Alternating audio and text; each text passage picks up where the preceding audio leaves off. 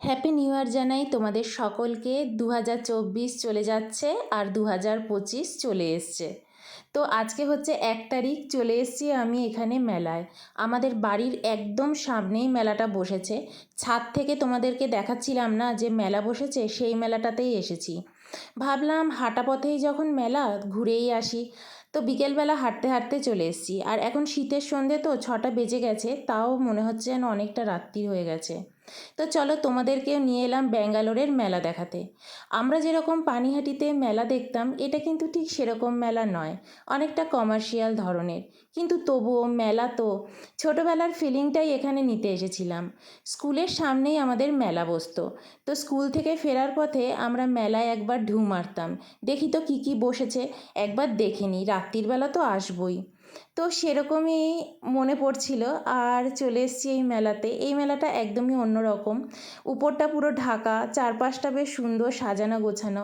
তাও যেন সেই ছোটোবেলার মানে ফিলিংসটা বা আমেজটা বলতে পারো, ঠিক পাচ্ছিলাম না। সবই কিছু আছে, কিন্তু সেই নস্টালজিক ব্যাপারটা যেন নেই। তো যাই হোক, যুগের সাথে সব কিছু পাল্টাচ্ছে। তো এই মেলাটাও বেশ এনজয় করলাম। সব কিছু রয়েছে সাজানো গোছানো, নতুনত্ব রয়েছে যা আগে কখনো দেখিনি। তো বেশ সুন্দর লাগছিল।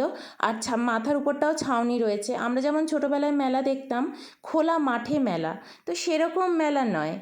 ভালোই হয়েছে, এখানে তো বৃষ্টিও পড়ছে। এখানে এন্ট্রি ফি নিয়েছে 100 টাকা। ছোটোবেলায় যখন মেলায় যেতাম কোনো এন্ট্রি ফি ছিল না, তাই না? তো এখানে 100 টাকা দিয়ে ঢুকলাম। আর যে কোনো কিছুই তুমি চড়বে 100 টাকাই দিতে হবে। আর বসেছিল বিভিন্ন রকমের দোকান, খাওয়ার দোকান যেরকম ছিল সেরকম, পুতুল বলো বা বিভিন্ন কসমেটিক সাজাগোজার জিনিস সব কিছুই ছিল। জামা কাপড়ও ছিল, দেখতেই পাচ্ছ। আচার বসেছিল বিভিন্ন রকমের। তো আমি ফার্স্টে ভাবলাম একটুখানি আচার কিনবো, আর বিভিন্ন রকমের স্ন্যাক্স। তো আমার তো স্ন্যাক্স খাওয়া বারণ।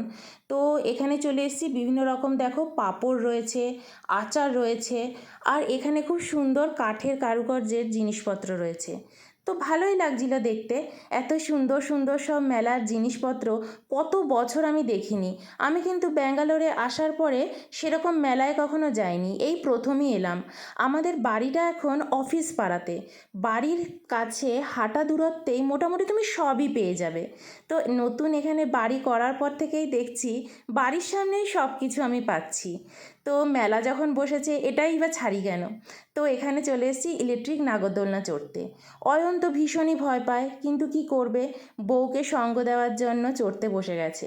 তো আগে অয়নকেও খুব একটা চড়তে হতো না, কিন্তু এখন চড়ে, তো ভয়কেও জয় করে নিয়েছে। তো দেখো মুখে কত হাসি, কিন্তু মনে কিন্তু ভীষণ ভয়ও পাচ্ছে। তো আমি ওকে বলছিলাম এটা তো পুরো বদ্ধ। আগে যখন আমরা মেলায় গিয়ে এরকম ইলেকট্রিক নাগরদোলনা চড়তাম, সেগুলো উপরটা পুরো ফাঁকা ছিল, আরও ভয় করতো। তারপর নৌকো চড়লাম, বাড়ি চলে এলাম।